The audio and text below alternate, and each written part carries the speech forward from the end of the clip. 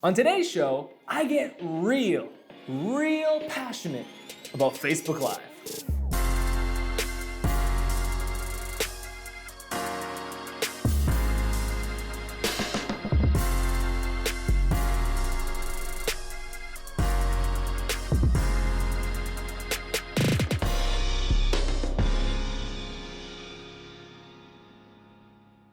Well, hey there, Pro Church Nation. Welcome to the Ask Brady Show, the show where you send in your questions on church communications, digital media, and the like, and we answer them. We take your questions, we give you the answers you're looking for, but you know, sometimes it's not the answer you're looking for. No. Sometimes we tell you the hard truth. Somebody's got to do it. Wow, truth. I'm here again with Roxanne, Director of Member Success at Pro Church Tools. Roxanne and I are both wearing some kind of shade of red. We are. You know why? Because Canada is the greatest nation on earth. Yes. Oh, for instance, I wanted to start singing the Canadian national anthem, but the song in my head was which is Star Wars and not the Canadian national anthem. That was a terrible version of Star Wars. I switched keys. No, I couldn't even figure out what you were talking about. Much better. Yeah, that makes Not sense. nice the first time. Do not play back what I did the first time. Okay, let's segue, and less of Brady singing, more of Brady answering. Let's jump into the first question. So the first question comes from Sean. Sean says, should churches have dedicated social media accounts for different groups in the church? Youth, for example. Should they have their own Insta account? Or is it better to keep everything in one place so that the whole church can connect together and keep up with what everyone is doing? Okay, so the first distinction that I like to make in these instances is, does the ministry that you're considering having its own Facebook page for, does it have its own service apart from what happens on Sunday? So youth, which what's the name? Sean. Sean mentioned youth, which is perfect because often, most usually, youth had their own service apart from Sunday. So when we were growing up, we went to the same youth group. Roxanne, Brady, Jonas behind the camera. Jonas, say hi. Hi. We all went to the same youth group. We would have church on Sundays. Youth was on Friday. So if you have a ministry that has its own service, not its own meeting, its own service, that would be what we usually use as the distinguishing factor for what deserves its own set of social media pages. Youth is a good one. Young adults is a good one. Kids, no, because it always happens during the Sunday service. Right. If it's happening during the Sunday service, if your youth group always meets on Sundays, doesn't get its own page. And that's the distinguishing factor that we make, because if you're having your own service, yeah, it's in the same building, but it's entirely own thing. If your kids ministry or if your youth meet on Sundays, probably the only reason they're there is because their parents are bringing them. Definitely the case for kids. And so that's usually what we use as the distinguishing factor. Was there any additional nuance in that question about he talked about just the goodness of having everything a part of the Right, church. in one place. Right. And it's like when we went to youth group, we went to youth and then we also went to church on Sundays. Now that's not the case for everyone, but when you have two different services, it's okay to have both. What you don't want to do is start getting into the men's ministry have their page, your church has the page, women's ministry, kids, youth, young adults, regular adults, getting to be old adults, senior adults, almost dead adults, then you're in trouble, right? Too many Facebook pages, and everybody's an admin, and then you're getting 85 notifications from the 8 different demographics of adults. Yeah. And so there is a distinction also to be made between Facebook groups and Facebook pages. We're talking about front-facing Facebook pages that anyone can go like. So let's use Engaged Church as an example. So there's Engaged Church, pardon me, the actual church, they have a page. Let's say there's Engaged Students, the youth group that meets on Friday nights, they have a page. Let's say there's Engaged Young Adults, they have a service on Saturday nights.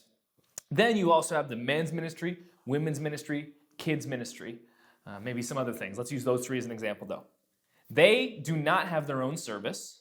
Kids meet during Sundays, so do men and women. Now, men and women ministries, I'll hit on this again, they have their own events, they're not their own services. I just want to be very clear on that. That's the distinguishing factor. So with those 3 ministries, you could have Facebook groups for those if you wanted. These are private groups that you have to ask to be a part of, and you could use those groups for all of the ministry's internal communications, announcing of events, keeping everyone up to date. They don't need a page though. Let it be a private group. So That's the rule that we use to make that distinction. Again, we always talk about this on Ask Brady. It's good to have these rules, right? Because if you start making arbitrary decisions on the fly, say, give them their own page, why not? Then what happens is Sheila, it's always Sheila. Sheila shows up and she goes, oh, interesting. The men's ministry got their own page. I'm going to need the women's ministry to also have their own page. And you're like, what have I done? Right? So if you have these rules in place, these guidelines that you're saying, you know what? You got to be this tall to ride the roller coaster. That's the analogy we use, These are the criteria that need to be met. You got to be this tall to ride the roller coaster. Then you're not the bad guy. You can just blame the roller coaster. It's true. Truth. All right. Question 2 comes from Hunter. Hunter says, hey Brady, I was wondering, how do you feel about bulletins/handouts at church? My church's bulletin is definitely outdated and I want to propose a new look. With any change, there will be drawbacks. So my second question is, how do you present it in a way that will be appealing to all demographics? Let's address the final sentence of that question, which is, how do I make this that's appealing to all demographics? The fact that we all need to accept is that everyone hates change. Nobody likes change, right? Anytime something different happens, we feel uncomfortable. It's unfamiliar. It's not the way it used to be, and we don't like it. This happens all the time when something is working and then it begins to not work, and we get romantic about the way things used to be. I'm an incredibly nostalgic person, so I don't want to sit on my horse and pretend that that I'm immune to this, because I am not. But let's first come to this conversation and come to this question knowing that anytime we make a big change, especially a change that's going to affect primarily the older demographic of your church, that's been doing things for longer, that is been here longer, so they're even more prone to getting upset and romantic about the way things used to be, let's just recognize that likely it's impossible to make everyone happy.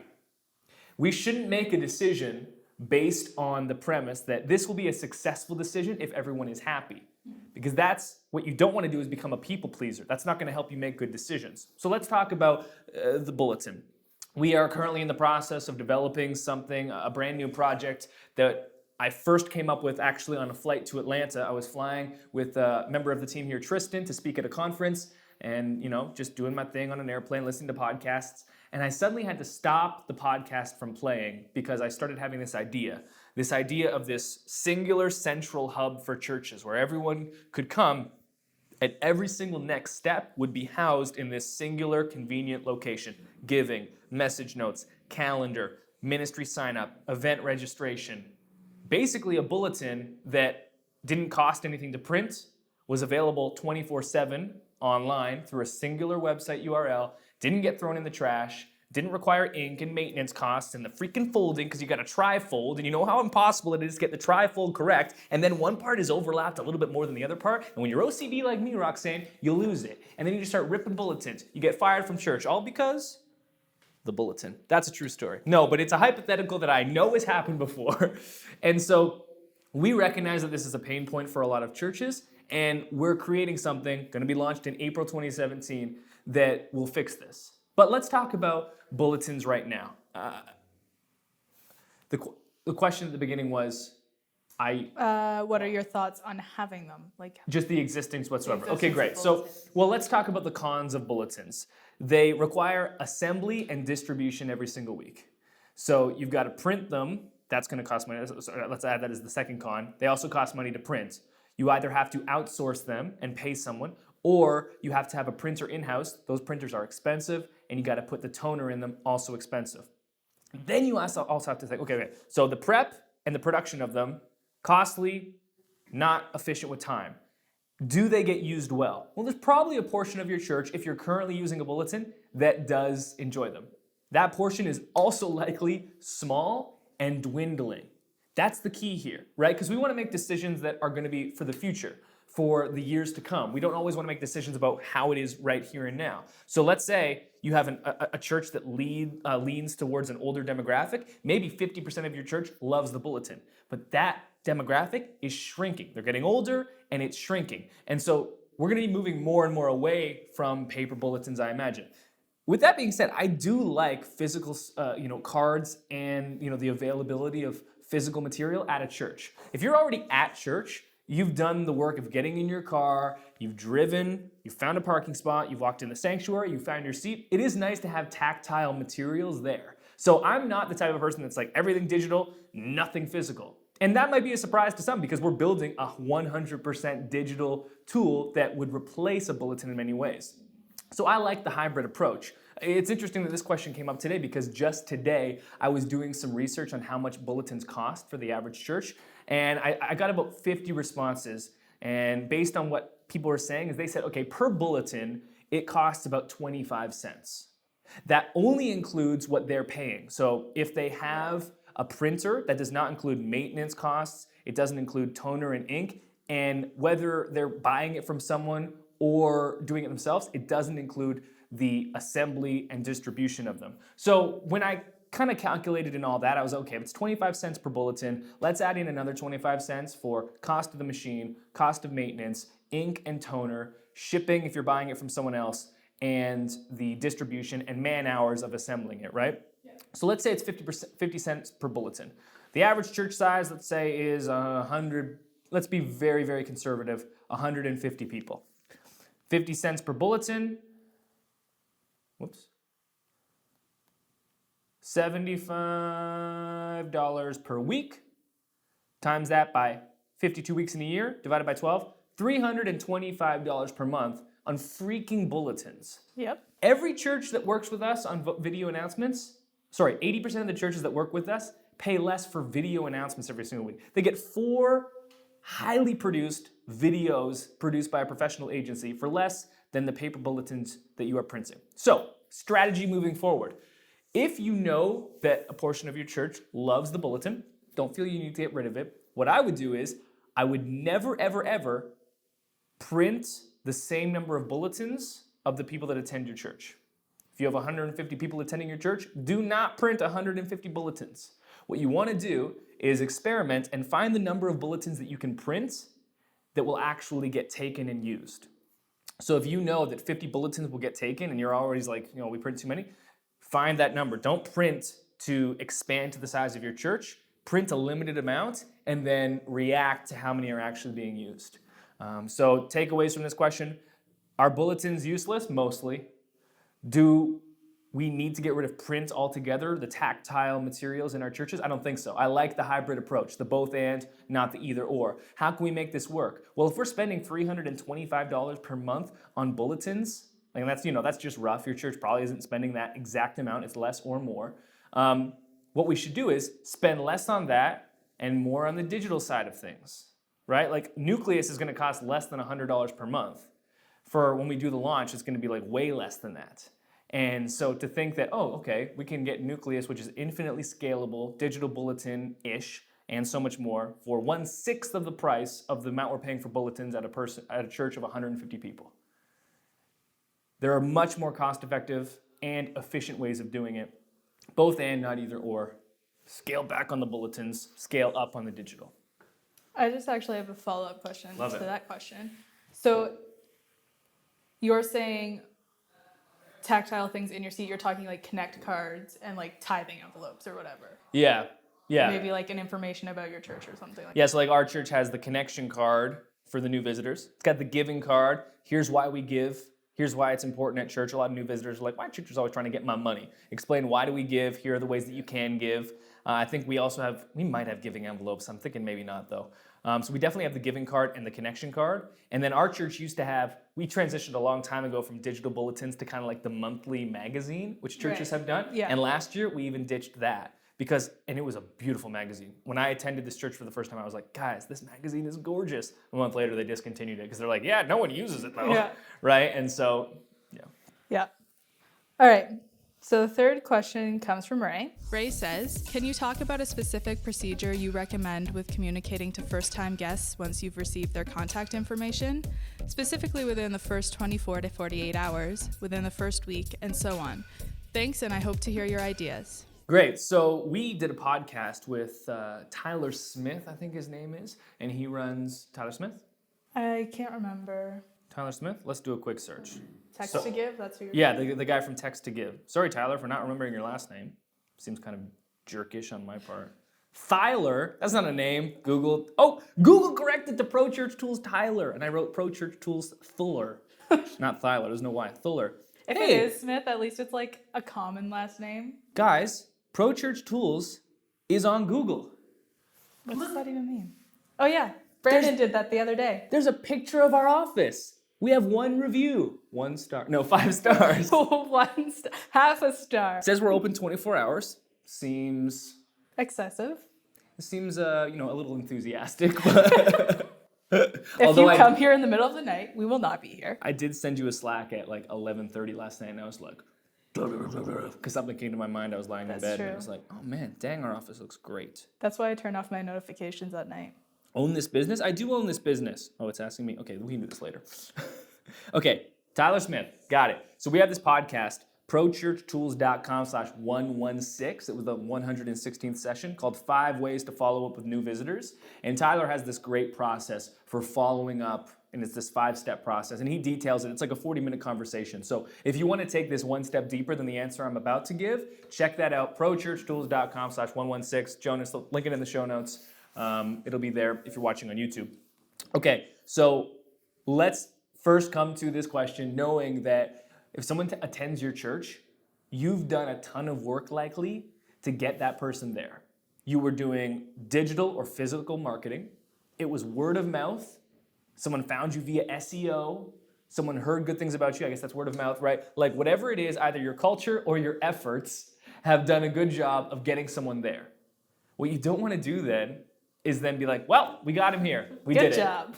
Because people don't just come back automatically to church anymore, right? So what you do actually after someone's attended church for the first time is going to have a huge determining factor about whether or not that they actually do come back, whether or not they become a fully integrated member of your church community.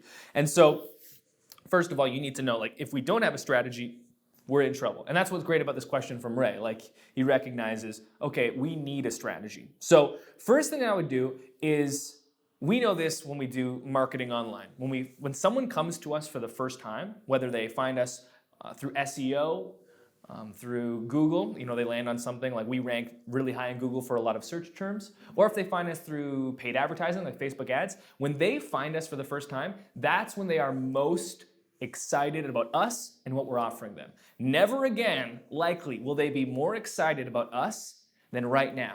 So what you need to do is strike while the iron is hot.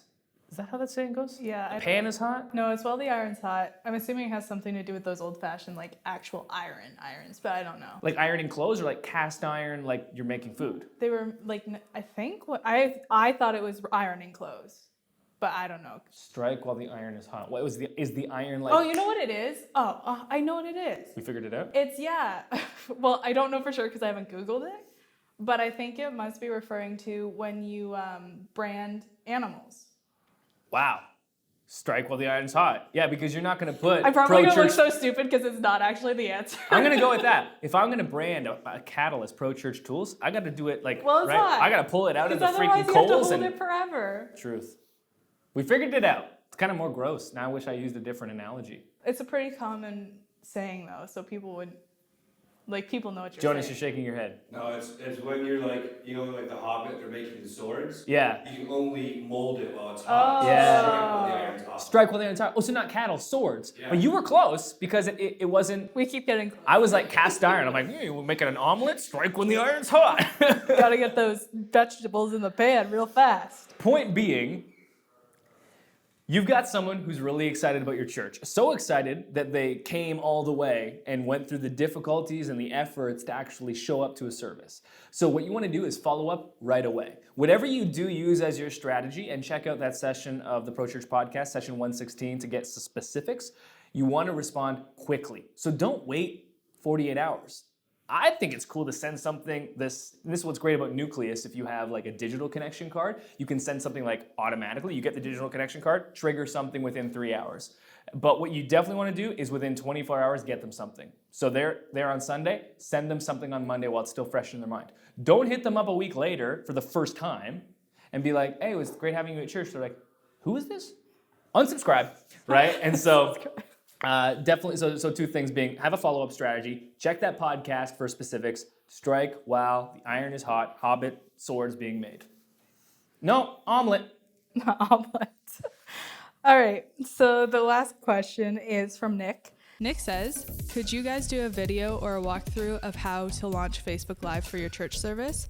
From beginning, what equipment to buy, to the end, broadcasting on Sunday. Facebook Live, absolutely huge right now. Churches are taking their live stream and putting it on Facebook Live. Do I like this? I love it. Because where are the people? They're on Facebook. Every time we've done a survey where we've asked questions, we've asked churches, where is your biggest audience? Every single time, it's Facebook. You run a little bit of Facebook ads, and you'll have more people liking your Facebook page than ever come to your church.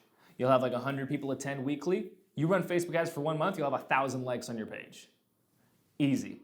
And so you have a huge audience on Facebook, most churches do. Putting your live stream on Facebook is a great idea. Here's the problem. This has happened to me now 4 Sundays in a row.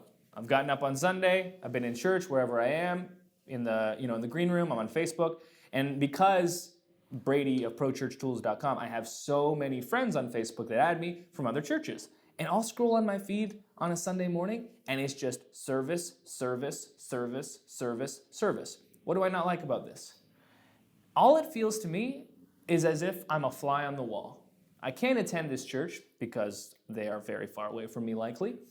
And I just feel like a fly on the wall. I'm getting to be a spectator, I'm observing, but I'm not a participant. It kind of feels like a cheap secondary solution. It's like, well, I can't attend church, but at least I can kind of watch from afar and creep and say, ooh, they're singing that song. If only there were a solution to this. Probably though, if there was, it'd be expensive. Probably it would require a ton of gear. Obviously, yes. Because Facebook Live, to do well, requires a ton of gear. If you're already live streaming, maybe you've got an encoder. Blackmagic just released in the last couple of weeks, Blackmagic Design, a couple of brand new exciting live stream for more mobile and small setups. All great stuff. Blackmagic rep got in touch with us this week and said, can I come on the show? We have so many church clients that use our stuff. You're the podcast we want to be on.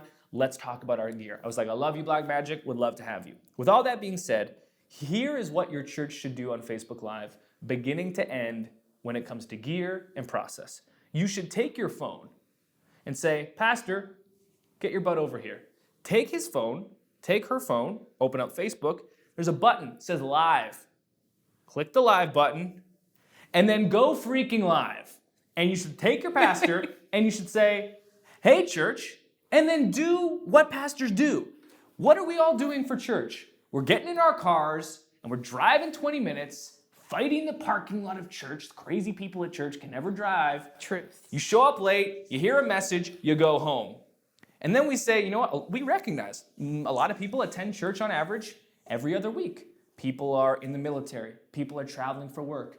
I saw a great a report from Pew Research Center this week. It said 50% of people 50% of people that used to attend church frequently and are now attending less frequently.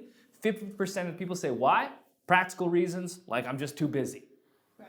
People are not coming to church as much as they used to. And our solution is to spend 10 to 20K on a crazy live streaming setup just so that they can be spectators to church, just so that they can act as flies on the wall. They can't be here, at least they can watch what we're doing. Why don't you just include those people? It's free. All it requires is your phone. What I want to see pastors doing is taking their message, repurposing it for a 10-minute live stream. It takes 10 minutes. Hold up your phone, look into it. Do the pastor thing. You just did it on stage for 1, 2, 3 services. Host an online service, 12 o'clock every week. You know what it is? It's me on a live stream as the pastor, looking at my phone and taking 10 minutes to talk about the message. Here's the great thing about that. The live stream is going to have interaction. People are going to be responding, asking questions. Why does spectating and being a fly on the wall for a live stream suck? Because these people don't get to be a part of the church. They get to watch, okay? You go to a concert, you go see a sports game live, it's a lot more exciting and enthralling than watching on TV, right? Because you're a part of it. You get to do a Facebook Live, and suddenly the military personnel, the people that are traveling, the people that are bedridden and homesick and they can't even attend church they want to, but they can't because of their health. Suddenly, they've got face-to-face interaction with their pastor. Suddenly, their pastor's answering their questions. Maybe he prays for some people at the end. Maybe she does like some prayer requests and does that at the end. Wow, amazing. It costs $0. It took 10 minutes. You should do that every single day. If you're a pastor, there's a lot of churches that send out like daily devotional newsletters. Forget that. Email is a lot harder than it used to be. Facebook Live, Facebook wants to give you lots of reach with Facebook Live. They want to do it because they want you to use Facebook Live, so they're going to give you way more organic reach than you would with any other thing on Facebook. Churches are always complaining. Still, it's been 5 years. So my organic reach isn't what it used to be. That's because you're still posting text, you fool. Goodness, open up Facebook Live. Jesus, take the wheel. Churches always talk about their limited resources. We don't have the money, we don't have the time, we don't have the personnel.